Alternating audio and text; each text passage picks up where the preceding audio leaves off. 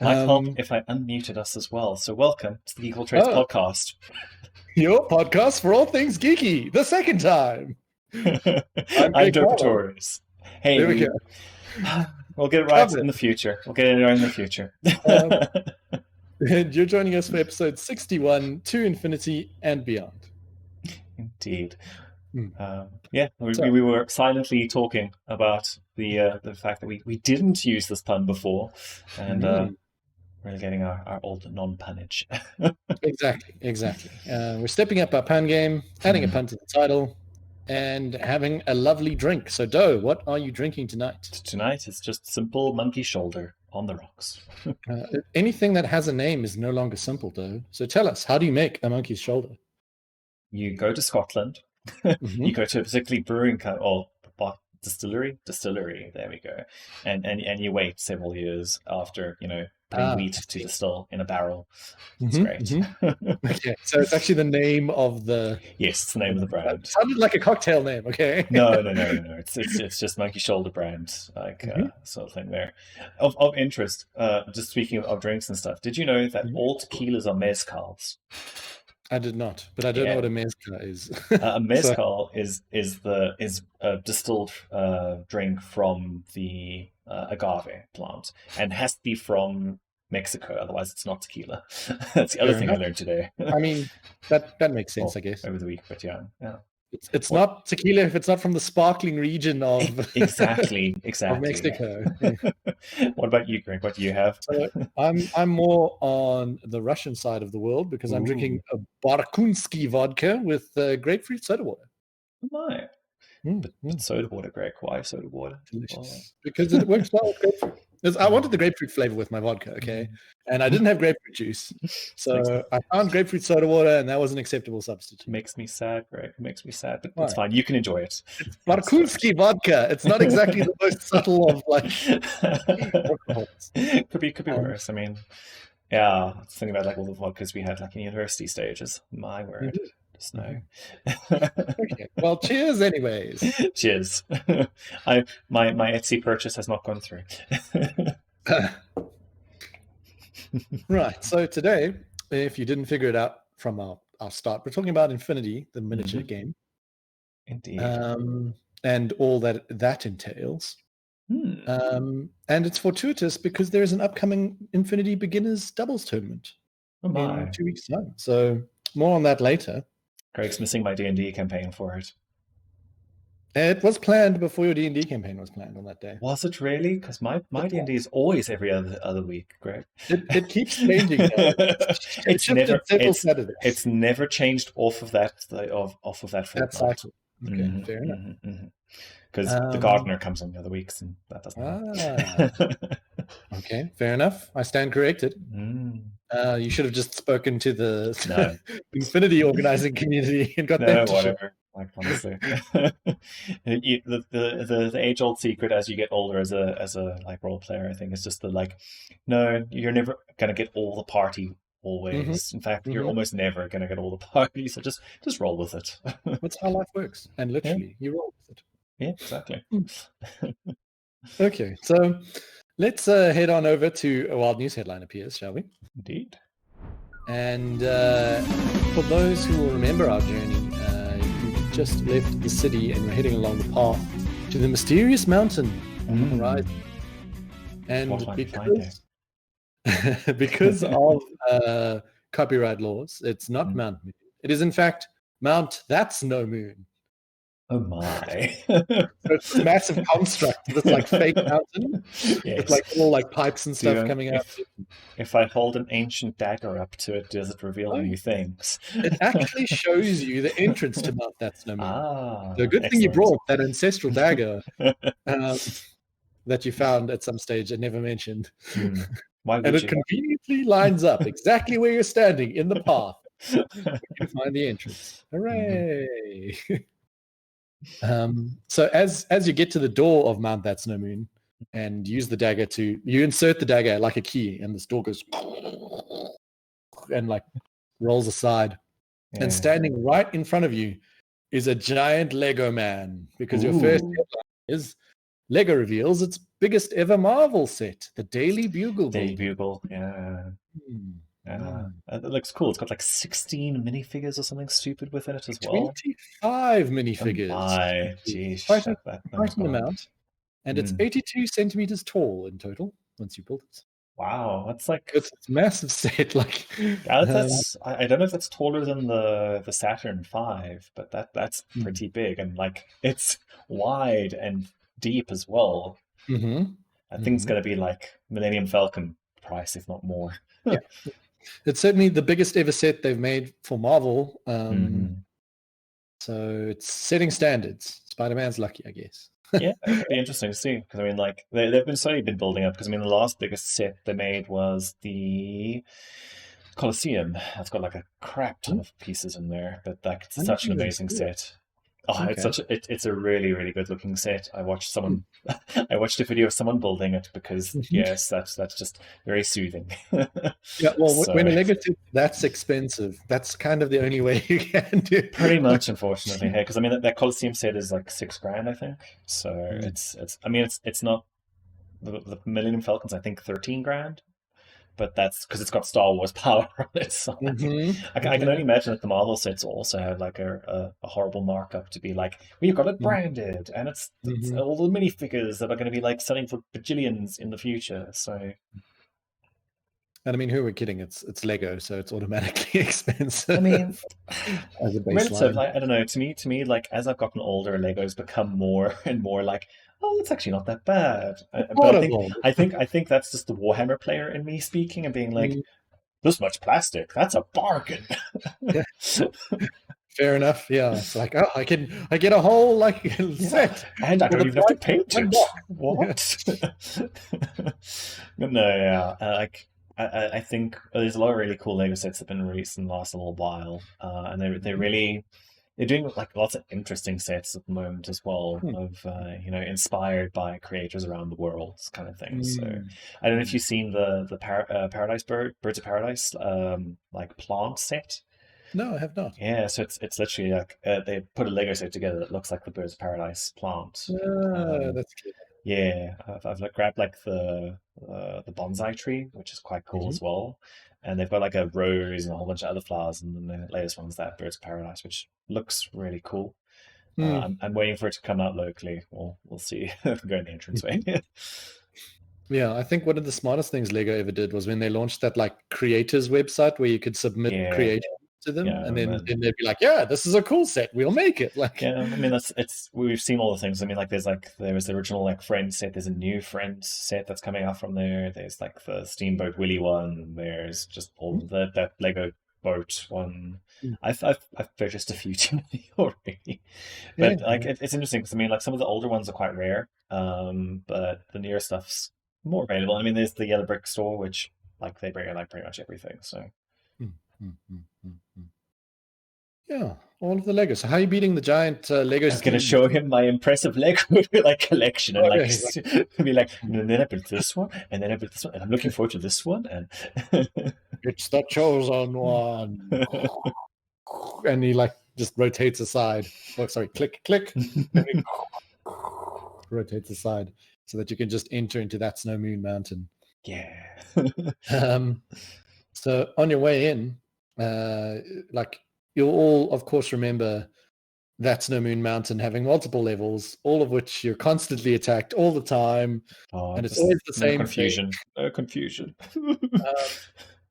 And at one stage, you even die because you're just overwhelmed by things, and you have to respawn back in town. And come all the way out is terrible.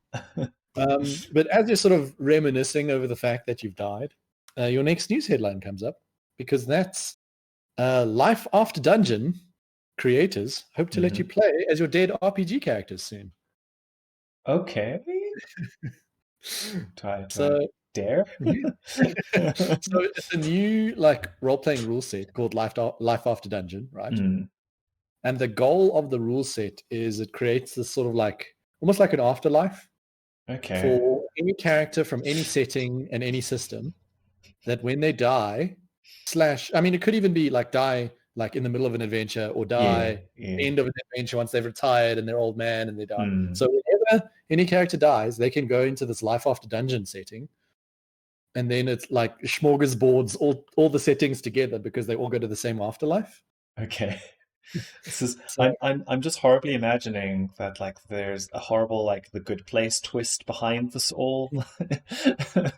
So they've described it more like Lost, actually. Oh no. So 13 seasons and then just awful. Or 8 seasons and they describe it as Lost, but much lighter. Okay. So less intense, I think. Yeah. Well, less smoke monster at every turn. Mm-hmm. So yeah, the afterlife is called The After. Okay. And the overall feel of the RPG is it's going to be a merger of an RPG and dungeon crawler that could feature sandbox elements. Okay. So what it could turn into, they don't know. But I love the idea of being like, this is my like first ever D&D character who died, along with like my favorite character from a video game who died, along with my all together. But I mean, like, would you have? Because I mean, it's different people's like of that, so not even just like your own. But yeah, that's what true. happens when you die in the after, though? Don't know. Like do you go to another after? Is there an after? Well, maybe just go to the beginning of the after again. No. Oh, that's just when the resurrection spell was cast in whichever setting it was to bring you back. Yeah. Oh yeah. And then like there's like a narrative thing that just kills you. Like, oh, why did I die? Like, oh no, someone resurrected you. Yeah, it's interesting. Like, it's an interesting concept. There's a lot of interesting characters in the past that like I wouldn't mind like revisiting or etc. Although you know they've got that naturally inbaked nostalgia in there. Although that's the cunning plan. Yeah. The problem with that is just like I can see like everybody's first campaign with it. They're all going to pick their favorite dead character, and that's not necessarily going to gel well in a party like at all, because they're all going to be like I don't know, some horrible munchkin or some super edgelord or some epic level character. So that's also interesting because I'm like, how do you balance that with like Ryan, who's had like a bajillion and one dead characters at low levels to high levels in comparison to someone who's like, oh, I played epic with this character and he only died because the Archdemon imploded him or whatever. Or tricked him with a contract, Yeah. Well, it must be interesting. I mean, like, I assume it's a fairly, like, it would have to be a very Fate-esque kind of thing. I get that impression as well. They haven't really gone into the depths of rules or anything, but the only way to level the playing field is to make it sort of narrative-esque, I think. Although they've then said it's got like dungeon crawling aspects, so... I mean, Fate can still do that. So, I mean, you can still dungeon crawl in a weird way. I mean, like have like weird liches or weird like villains in the after, I suppose, as well. Like everybody's favorite dead, I don't know who. Dead villain, like exactly. Skeletor or something. What if you're undead? Just not get access to the after? I suppose it's once you're vanquished, then you get access. Well, maybe it's like the that whole thing in Afterlives from like the Shadowlands thing, where the people who are undead split, and like part of their soul becomes undead, and part of their soul went off to the afterlife. Makes sense. I suppose that would be a good way of doing it. Okay, so that's Life After Dungeon. Keep your eye on it. I think they didn't really specify if they were kickstarting it or what. Okay. I got the vibe of a Kickstarter, but they didn't actually announce that it was a Kickstarter. So we'll have to see what becomes of it. Absolutely. Watch the space. Not the space, that space. So watch that space. But I mean, if it comes out, I'll mention it maybe. Who knows? Yes. So yes, after reminiscing forever on your death, you make your way down several levels of that snow moon, and eventually you get to the exit, which is like an exhaust port kind of thing, because you've got to go down through the 1 weak spot of that snow moon. and you find a fossil there. What is the fossil of? What do you want it to be of? I thought it was going to lead into our next thing here. Are we going copyright, non-copyright infringing, influenced, or? No, you can choose what you want it to be. Just pick a fossil. Okay, must be of our Lord and Savior Omenite. Although non-copyright infringing Omni. Well, like tentacle. If it's Omenite. It's an Omen Knight. Yeah, it's a Knight of Omens. An Omen Knight. He's got like armor and. Yeah. So yeah, you get a fossil of Omen Knight, and as you're reaching to pick it up, there's like a stop. That's my fossil, and then somebody runs over to duel you, and this is your headline: is that the person who comes over to duel you is Blizzard. Are they going after another thing? First Diablo, and now. Well, it's actually Overwatch 2, because the headline is Blizzard is showing off 2 hours of Overwatch 2 gameplay this week. Okay, that'll be interesting. I mean, that's been in like quite quiet, just like, well, it's there, guys. It's being done. Yeah, just slowly boiling in the background. It'll eventually come out, I guess. Sometime. When was the last time you played Overwatch 1? Like a year ago, a year and a half ago, like when Chris was still this side of the world. Yeah, I think it might have been like the Halloween thing 2 years ago. So had that Gravity hero come out yet? Yes, I believe he had the Dutch hero. Played with him. I sort of dropped off as he came out. Okay, that's I mean, I played but didn't play any of those things. I think I did just before the healer guy, with the grenade launcher that heals people. Yes. Yeah, so, I actually forgot about it. Yeah, I mean, they've had lots of interesting things, but I've not played Overwatch in a while.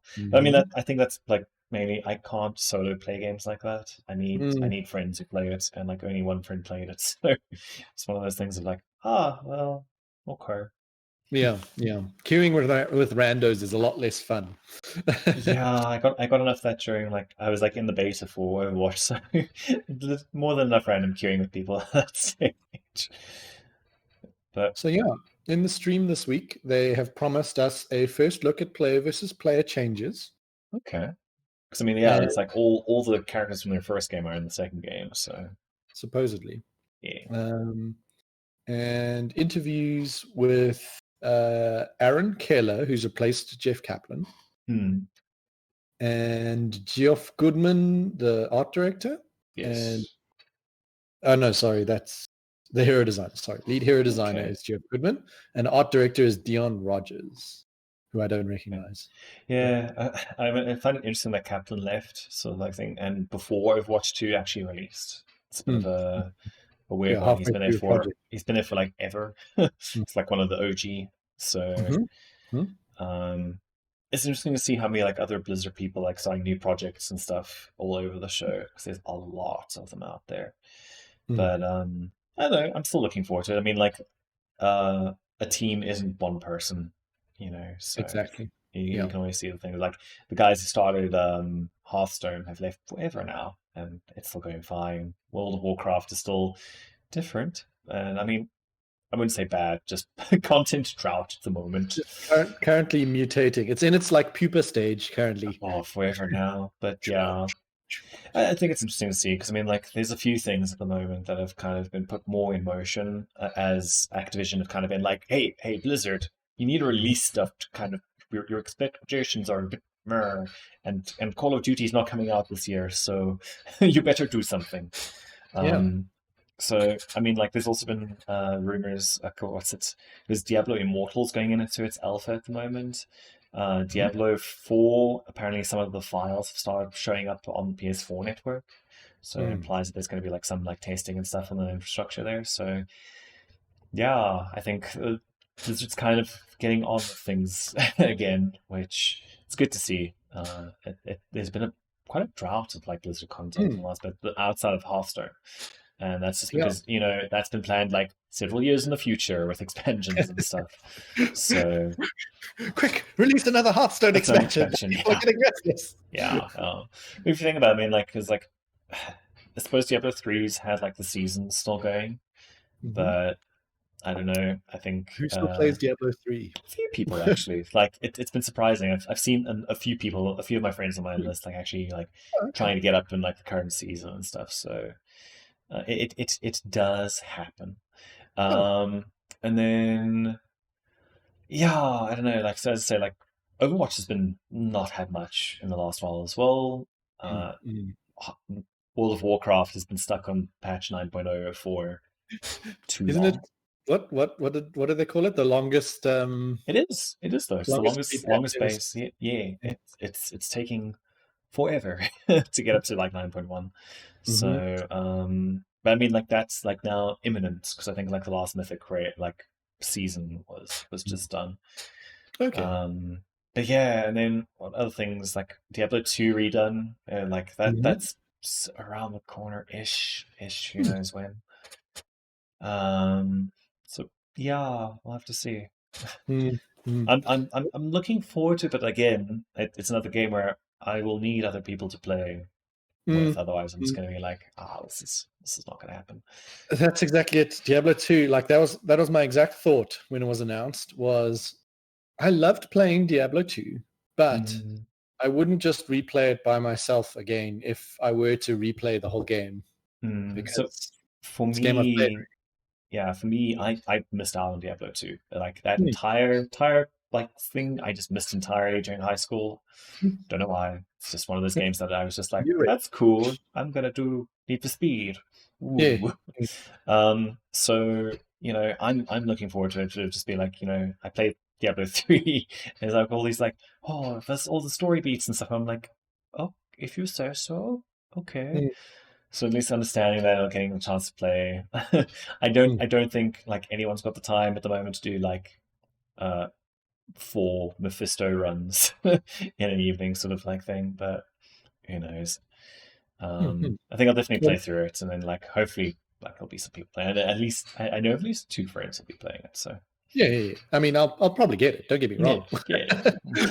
But maybe we can organize like a streaming night where we just consistently every second blah day play some in advance. I think that's a good plan. That's how I will beat this guy, by setting up a recurring streaming day of playing Diablo. That's tantamount to Overwatch. Who cares about Overwatch? Yeah. It's like, no! Our other IPs, we can't face you. Fine, you take the Omen Knight, he gives it to you, and we'll take this one. And they take the Overwatch 2 one and run off into the dark. Kabuto, so I don't know. It's going to be Overnuto Naru. Overwatch. The new hero comes to Overwatch. It's a dung beetle from ancient history. I'd play that. I say as a melee hero, almost like Genji. Yeah, like I can imagine like playing it like it'd be like a Scyther in first person mode. You should make a Pokemon game like that, where you like play a Pokemon, and then like you choose your Pokemon, and it's sort of you can attack.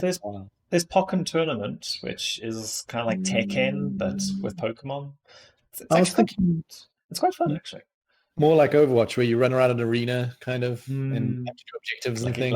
Like a hero shooter with Pokemon. Yeah.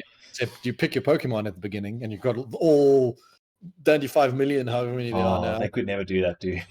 and then halfway through the battle, as you get like XP, you evolve. Yeah, and you change and get new abilities and stuff. I mean, they could do that with like a very reduced roster. Maybe start with 150, and then every 3 months a patch that adds another. Correct, no, like maybe like 15. They've all got like designs and everything already, anyways. They do, but like, have you seen? I mean, it's taken them forever to release like the Sinnoh adventuring like one, and I just don't know. They're so bad about that. Yeah. Get on it, Nintendo. We're watching. we know that at least like one of the person who's viewing would just be Bulbasaur forever. Oh yeah. Dedicated Bulbasaur player. Squirrel Squad, man. Squirrel Squad. Everyone Squirtles. Oh, that'd be it. If you all play Squirtles, you all get sunglasses. Yeah, that'd be great. We should pitch this to Nintendo.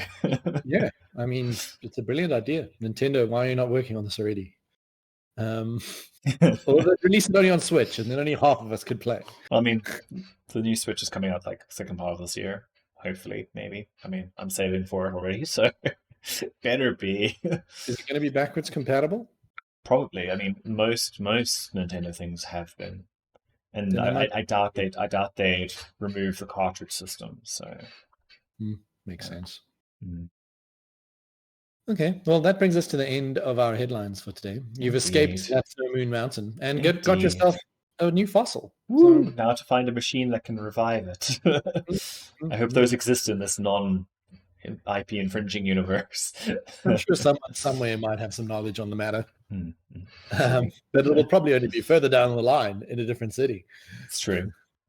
What city was that in? I can't even remember. It was on Cinnabar Island, wasn't it? Possibly. I vaguely remember you go to the museum there and they've got the thing. But you had to do something special because I remember. I think I probably missed it the first time. Or it's pretty late in the game because like you did that and you did old Aerodactyl as well. I remember the Aerodactyl thing. Yeah. But yeah, so that was your news headlines. We'll have to tune in next episode to find out how your adventure continues. In some shade of blue, watery city. Yeah. And in fact, as you leave that snow moon, it goes and fires a beam into the sky and destroys the moon. Well, that's no moon anymore, is it? Yeah, because it's been taken over by Team... What's the synonym? Just no, just go for what's SpaceX, Team SpaceX. Team SpaceX, yeah. And it's like Elon Musk and someone else. Yes. Who would team up with Elon Musk and Team SpaceX? Oh, just all the Musk simps. Let's just be honest. Elon Musk and an Elon Musk clone. Well, and what's the child's name? Like, yes, his kid's name. I can't even remember. Yeah. It's such an obscure 1_3 smiley face or whatever. Like the E from Demon in it. Yeah. Grimes never change. So, let's move on from Elon Musk related things before he crashes another cryptocurrency. Don't stay away from my Ethereum, please. Yeah, at least didn't mention them, right? Yeah. Although I think it still took a hit. It did. All cryptocurrencies were just like. Yeah, it went from me being able to mine $15 a day to me being able to mine about $8 a day. So no! It was a very no. But yeah, on to other future tech space things. Yeah, so let's move on to the future. That is Infinity. And the human sphere. And the human sphere, exactly. So, for those who are watching and don't know, Infinity is a miniature tabletop game. I just concatenated that straight away. Mug made it. It's great. Whose fluff follows our Earth, essentially, several hundred years in the future. It feels very like Mass Effect-y, but without the just homogenization of the human race to like we're just Earth and that's what we represent. It's like no, you know, it's still split between these superpowers and AIs. So essentially, how it sort of came about storyline wise, for those who don't know, is mankind discovered a cool wormhole as they were exploring space. They're like, there's this cool wormhole, and it leads to a habitable planet. As one does. So, yeah, as it always does. Coincidence. And they discovered on this planet there was this mineral, this extremely rare mineral that they could use. Unobtainium? Yeah, it's called Tessium. Right? Okay. So it's at least got an original name. Yeah. And so there was another space race, right? And like the USA and Britain and Russia and stuff all pooled their resources together to build this massive colony ship so that they could go and colonize this planet and bring mankind into the future. The problem is, as their ship passed through the wormhole, it collapsed. Of course, as one does. And as a result, because all the countries had like poured all of their economies into making this thing because they knew they'd get this return in Tessium, all their economies crash, and all of the global superpowers just kind of countries dissolve essentially overnight as they financially ruined. So some of the lesser, so this is where China, who didn't go all in, is like, this is fortuitous, and they start annexing all the countries around them and forming the great state empire of Eugene. Yep. And the other nations that are left that haven't had their economies completely ruined, like Australia and the South Americas and bits of Africa and India and like Malaysia and those sort of parts, all kind of band together and make the Pan-Oceanian superpower to try and just sort of deal with Eugene, because Eugene is this ever-growing like thing just annexing stuff. So this feels horribly foreboding with current political things. Yeah, right. So fast forward a bit further into the future, mankind builds a super powerful AI to sort of regulate everything, because now these hyperpowers have started colonizing other planets. Like, we develop faster than light technology, and we start colonizing other planets, and like Pano moves to its own capital planet and Eugene moves to its own capital planet, and things are getting a bit stretched out. So mankind's like, let's build an all-encompassing AI to just govern everything, because otherwise make the right decisions, be fair, So they build Aleph, and there's a lot of people who don't like this, because Aleph kind of sees everything as a super AI. It's like, oh, look at all these illegal bank accounts, and oh, look at all this like illegal research into human like gene manipulation, and oh, look at it. So all of the people who don't like this AI sort of band together and form the Nomad Nation, and they get in these colony ships, these generation ships, and just leave. They're like, we're out. So that's another faction that sort of forms.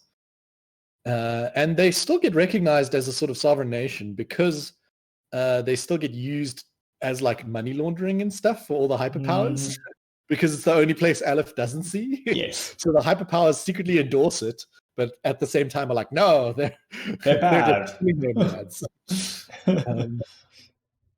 Meanwhile, on the other side of the galaxy, and several million years earlier, the hegemony built their first AI to try and figure out how to transcend to a higher being.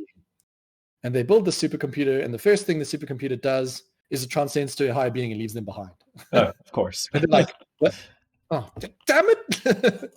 So they get very angry, and they build another AI. And this one, they hard code that it has to include them this time. If becomes Skynet, cancel.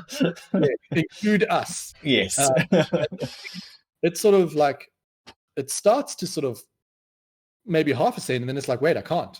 I've got to include these guys as well, because it's too it can't quite grasp the concept of how to ascend. Yes, yeah. So it's like, wait, maybe if someone else has built an AI that's about to ascend, it'll know the secret.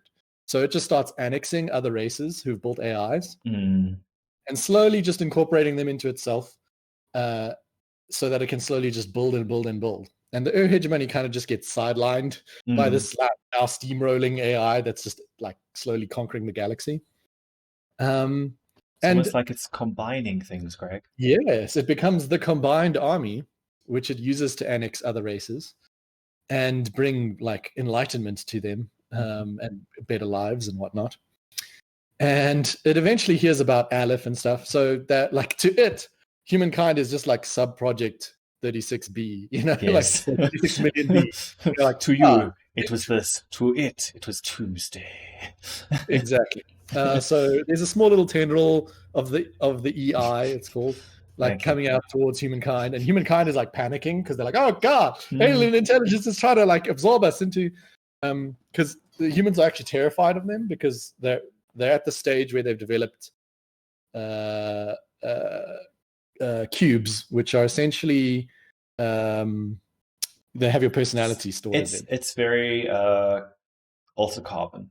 That's the word I was looking for, because they use stacks in Altered Carbon. Yeah.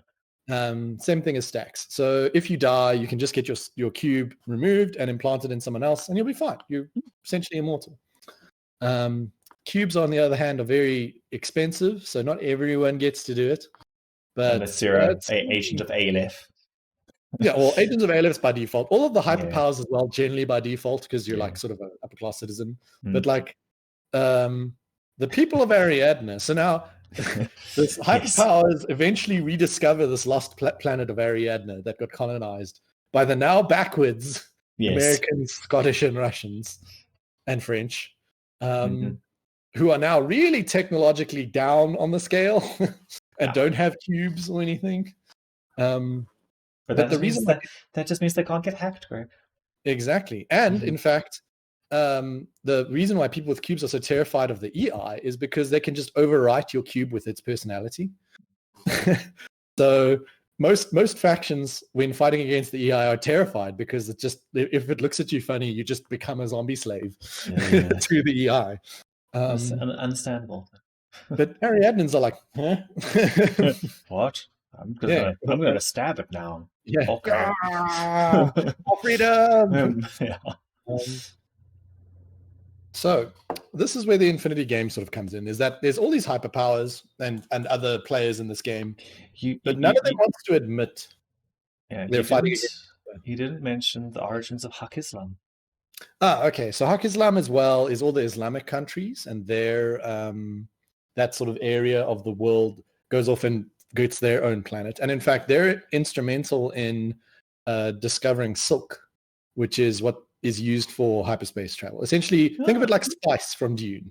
Yes. So with silk, you can travel at faster than light speeds. Nice.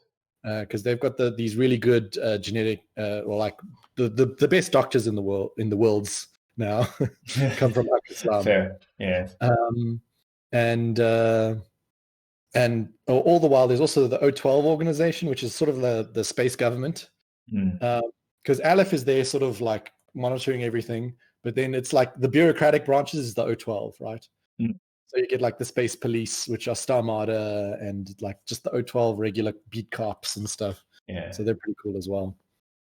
But yes, so all these hyperpowers are obviously doing the hyperpower thing and like sabotaging each other all the time and stealing secrets from each other, but they don't want to admit it. So this is where Infinity comes in, because essentially you're fielding a team of black ops performing these illegal missions. Cold War stuff. Yeah, Cold War style. Hopefully no one notices you're there, and if they do notice you're there, you've got to kind of silence them. And that's where the miniature game comes in. You've got to essentially perform these missions and get them done and have plausible deniability at the end, depending on the mission. Yes. And there's plenty of factions. There's also a lot of mercenary factions and stuff, but we're not going to go into those. No, yeah, I've noticed that. And like some characters who kind of like, and I say like mercenaries, but others that sort of like just favor certain factions over others. And I have noticed like Aleph seems to kind of be like, you can use this guy because it's part of your cultural heritage, kind of. Yeah. So that was a whole program Aleph did, is they started recreating famous historical figures and sending them to different nations and hyperpowers and everything as gifts to show how like willing to work together it is. Obviously, plenty of factions will say, no, this is just a way for Aleph to control us. Yeah. But you will note that the Nomads do have a recreation. He's just an escaped recreation. Yes. Perseus. So is that like a whole like Achilles and nice? So all of the Aleph recreations that Aleph uses personally are all Greek themed. So it's Achilles and Hector and all of the famous Andromeda. Any famous Greek hero has been recreated by Aleph as a super soldier. Yeah. As it does. Yeah, as it does. It took the Greek mythology for itself, as along with a lot of Hindu origin. Okay. Like a lot of the Aleph sub branches are like Hindu themed, like Marut and things like that. then it like gifted William Wallace to Ariadne, which is the only Ariadne who has a cube. I mean, it would be. That's so weird, though. And like Pan-Oceania got Joan of Arc, and Eugene got Sun Ce, and all that sort of thing. And obviously these poster boys will save the galaxy against the alien threat that's coming in. So yeah, Infinity, right? So that's the basic lore rundown. Very, very quick. There's loads. There's lots. I mean, like there's a role playing system even for it and all kind of nonsense. So there's a lot to go through. Yeah. And I could spend entire hours just going on about different little lore snippets. I mean, but don't all war games need to encompass that somewhere in them in order to like become war games? Seems like there must be a horrible lore following that you can get lost in. Exactly. But so the flavor of the game, as I sort of said, is these Black Ops incursion strikes. So all of the games are going to be very small model counts, maximum 15, sometimes a little bit more if you've got like peripheral bots attached to your people. Yeah. But for the most part, you're never going to go over 15 models. And in like some factions, it's very few models as well, it seems. Yeah, some factions favor more elite singular choices, whilst other factions spam the board. And the hard cap is in fact 15 models. So yeah. Not including peripheral attachments. Yes, yeah. So as a result, the missions are all, so this is what makes it very different to like your typical like 40K or War Machine or whatever, is the missions 90% of the time don't focus on killing your opponent at all. Like you don't get any real benefit other than it just makes your life easier. Activations and all that kind of stuff, yeah.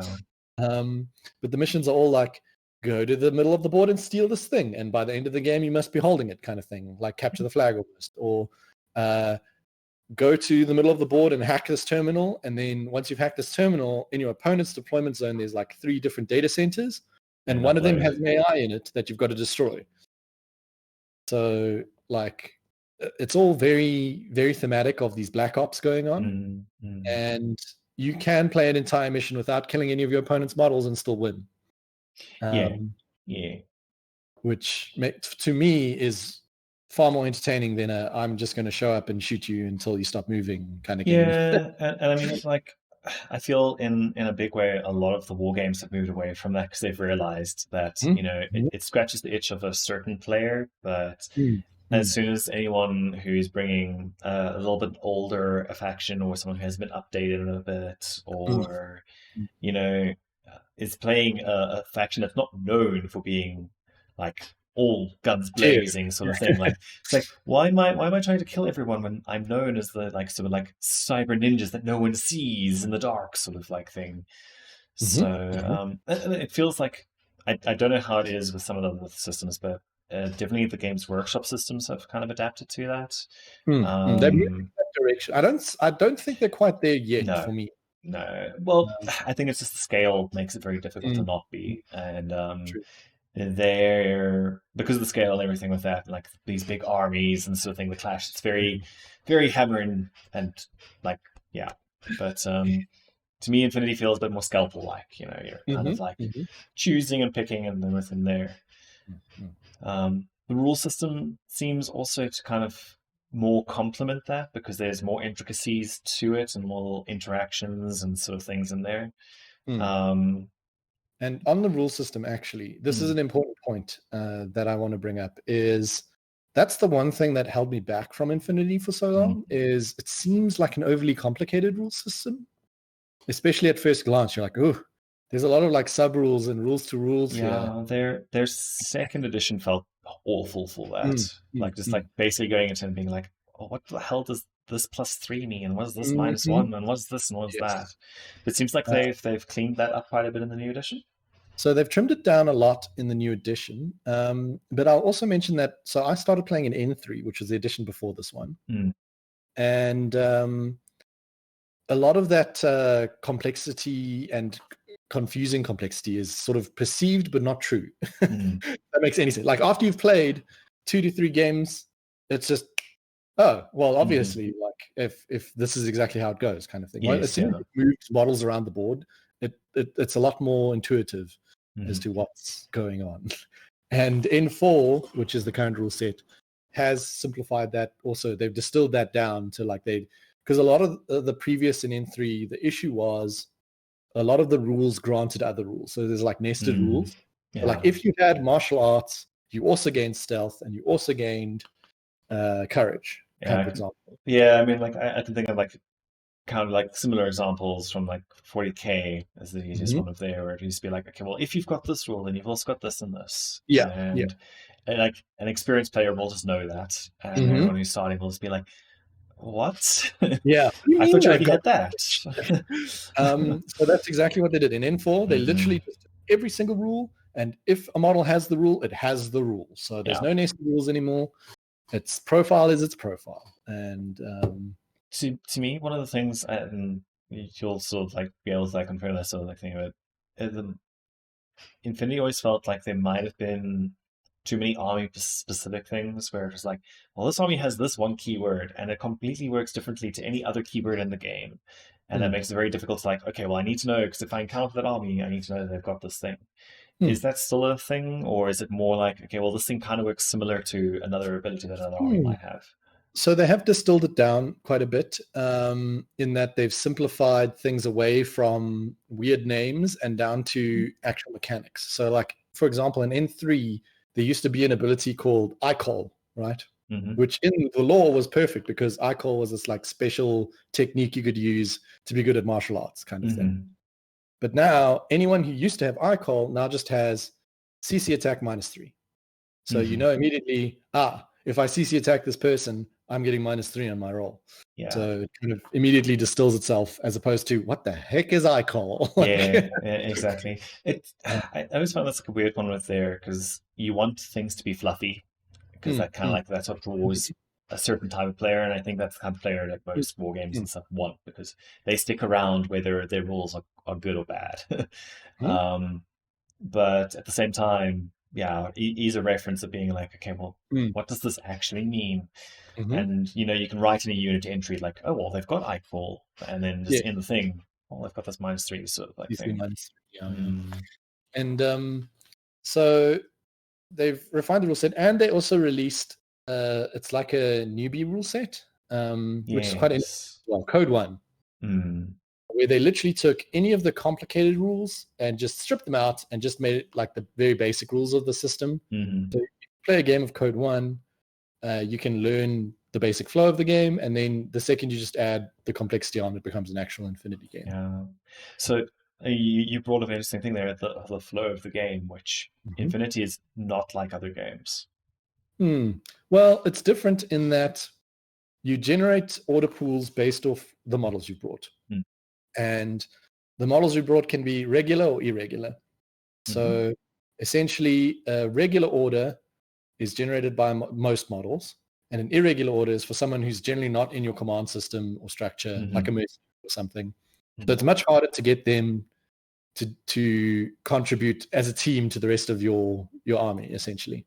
Fair enough. They've been through the same drills, all that. Yeah, exactly. So when you at the start of your turn, you essentially generate an order pool based off the models you brought, and anyone in your army can spend a regular order because that's sort of like working as a team.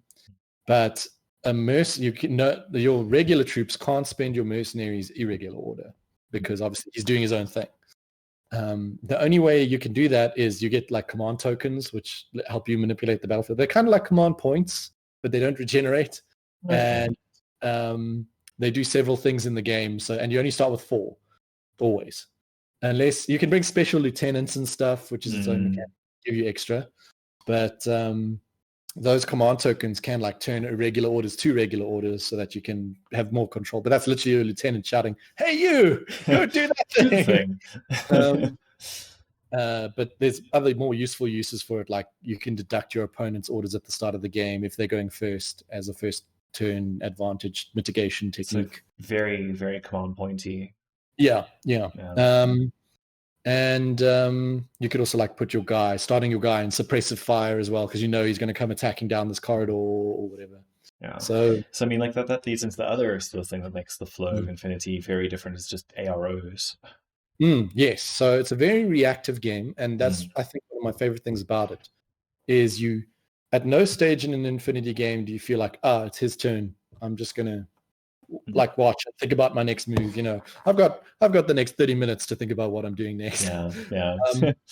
Because anytime one of your opponent's models activates either within line of sight of one of your models or within 8 inches of one of your models and doesn't have stealth, you can declare a reaction.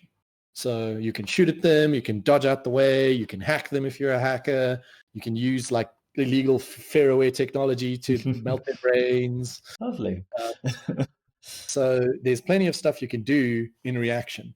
And you always need to be considering like, okay, at this point, should I be trying to take him out? Should I be dodging closer towards the objective because I'm trying to get to that terminal?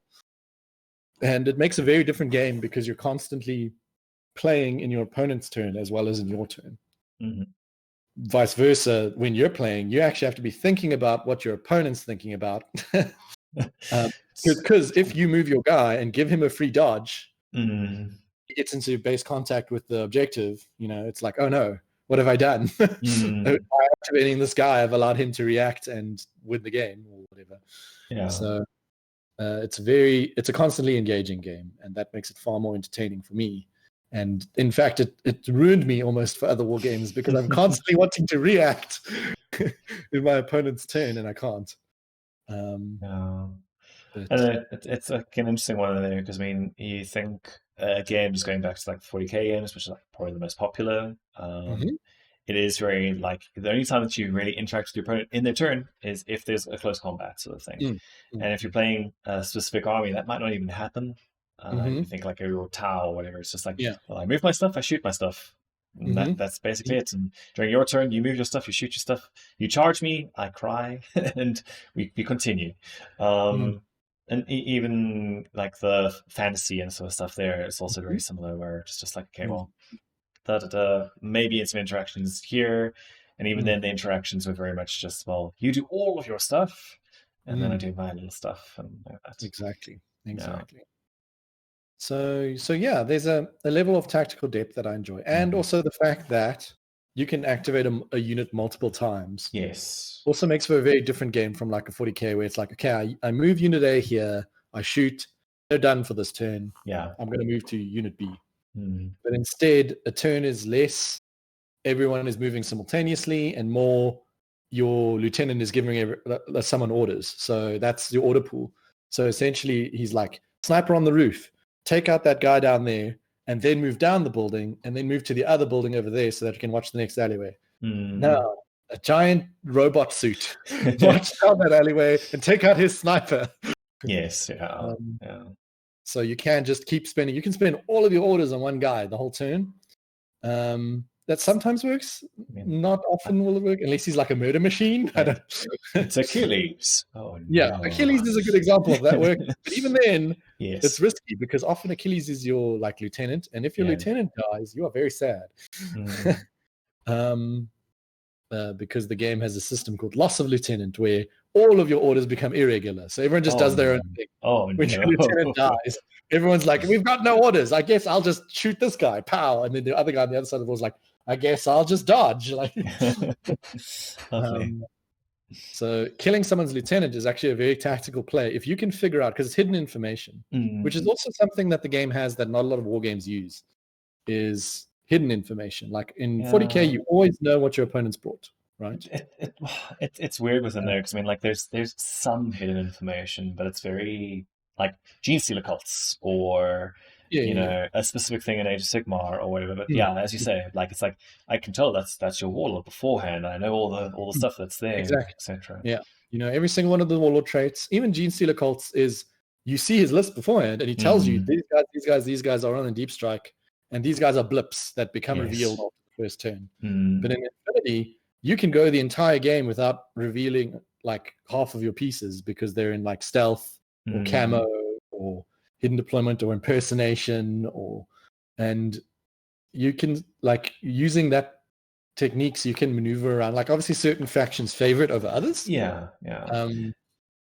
Is there a very like distinct advantage for people who play a lot of it then, who can kind of like work out and be like, well, I think I know what kind of list you're playing, so I know that that thing that you said is there is not really that thing, and I kind of have an idea of what that is. Yes, very much so, in that, like, for example, if there's a camouflage marker on the board and you're familiar with a faction, you will know it'll be one of 3 things or whatever, you know, especially because the camouflage marker will have a certain level of how camouflaged it is.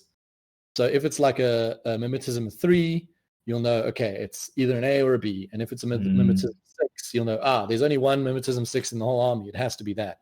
But it could still be, because there's different unit profiles, you don't know if it's the one with the boarding shotgun or the sniper rifle or the hacking device. Or you could risk getting within 8 inches, like out of line of sight, but within 8, and he reveals and like hacks your guy and shuts down his arm. And he just sits there. Oh, no. Yeah. So there's always still more mystery. There's never 100% surety. Okay. Yeah. But you can have a general idea of, that's probably going to be a hacker because he's put him near the objective in camouflage. Like he needs to hack the objective. So, but that also can work in your favor because you can fake people out and be like, yes, I'm going to put this camo marker here. And you're going to think it's a hacker, but it's actually just a landmine. Yes. So when he moves up to try and counter hack, you know, the landmine just goes beep, beep, beep, beep, and just explodes. Lovely. Yeah, hacker, So, but that can also backfire if you try and outplay someone and they don't know. Yes, like they're like, I've got no clue what it is. Yes, I'm just going to avoid it. Okay. So you have to sort of read your opponent as well, which is quite fun. But it makes for interesting games because there's so many shenanigans, and I do love shenanigans in games, which is why I like these telecoms, right? Yeah. How many different types of missions do they have in like the base game? So what they do is every season they have 20 missions. That's a lot of missions. And often when a new season comes out, so a season happens about once a year, I think. And sometimes they'll carry missions over. So like they'll take about 10 of the missions and carry them over, but tweak them. And other times they'll add a whole lot of new missions.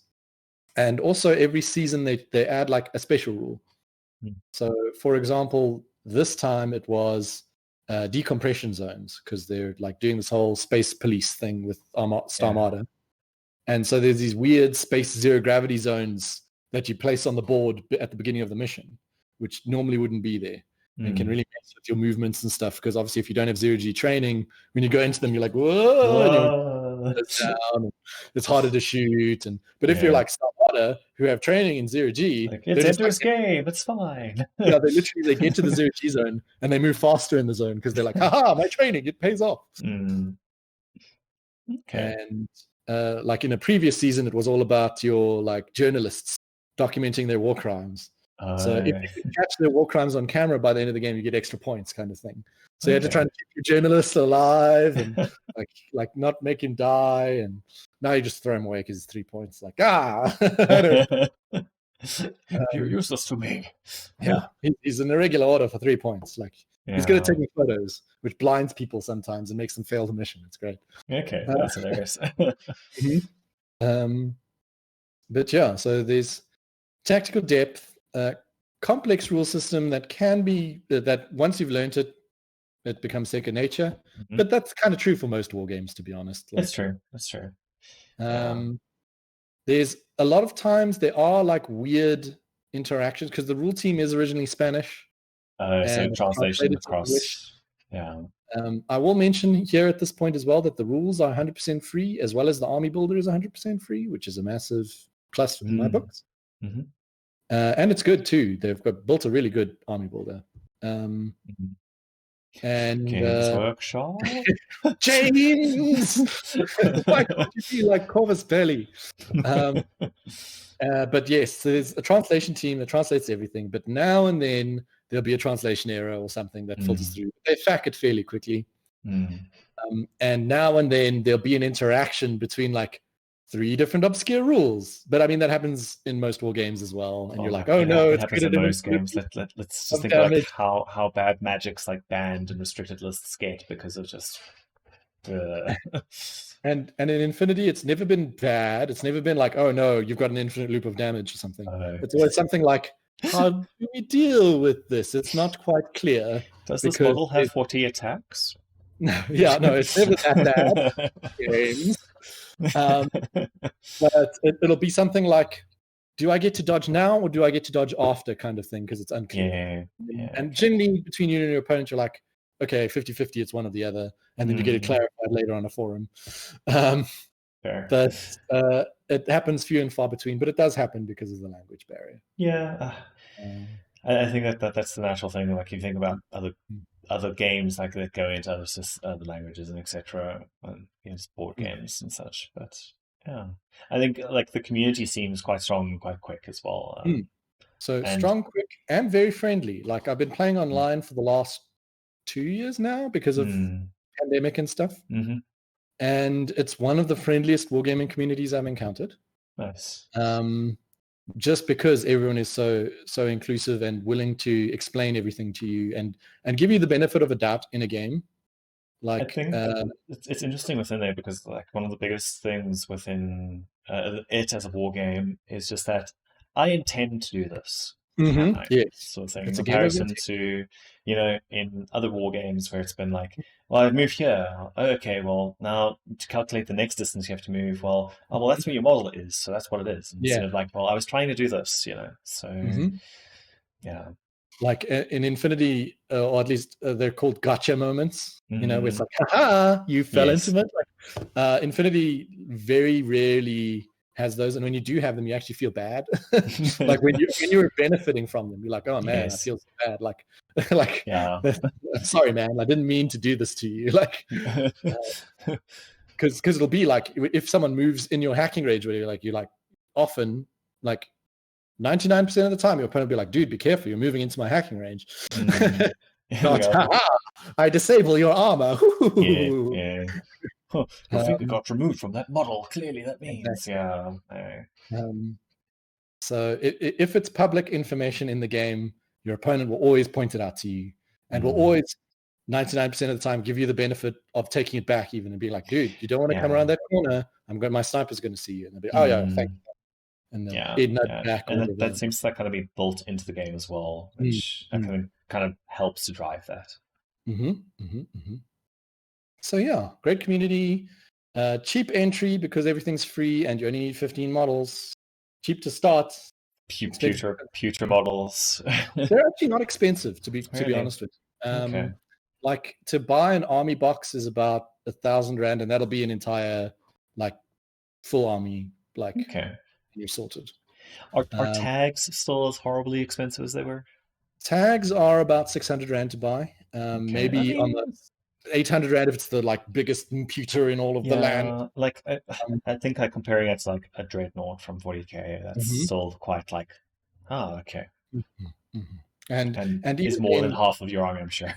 tags aren't even needed as a requirement. Like, it's a very different play style if you bring a tag, because it plays quite differently. But and it can change how a faction plays quite a lot if you bring a tag, because it's so expensive and you've got to kind of support it and make sure it doesn't get and taken over and turn around and start killing all of your guys. Yeah, exactly.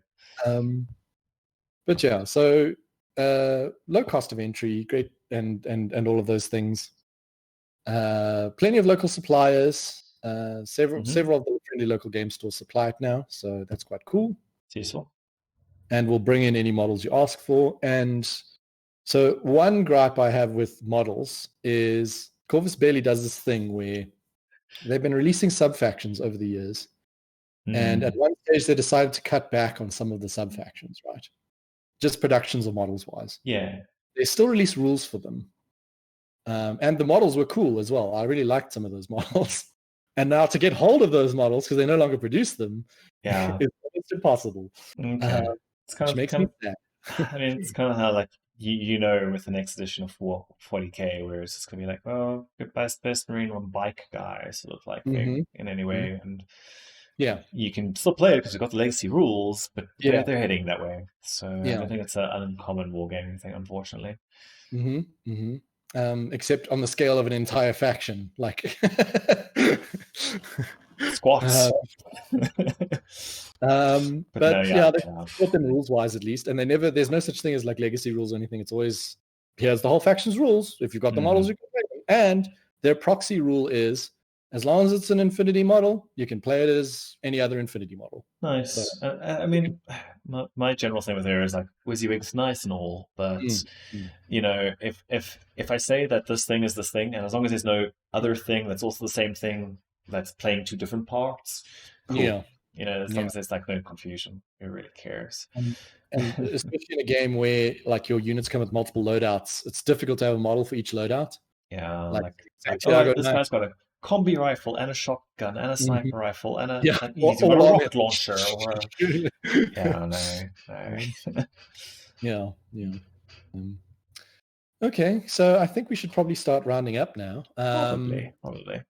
I'll just point out that there is a beginner's day on the 29th of May at 3+ Club.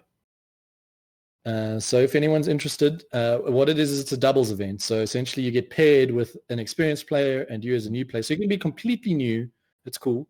The more experienced players are bringing extra armies and stuff. So, and then you just get mashed together as one two-headed giant, essentially. Two-headed Infinity. Yes.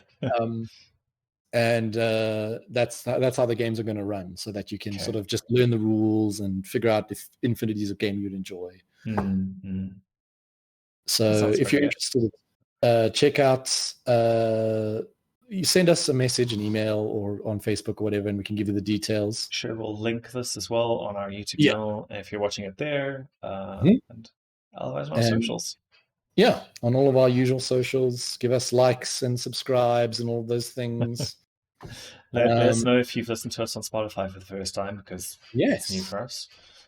I haven't even listened to us on Spotify.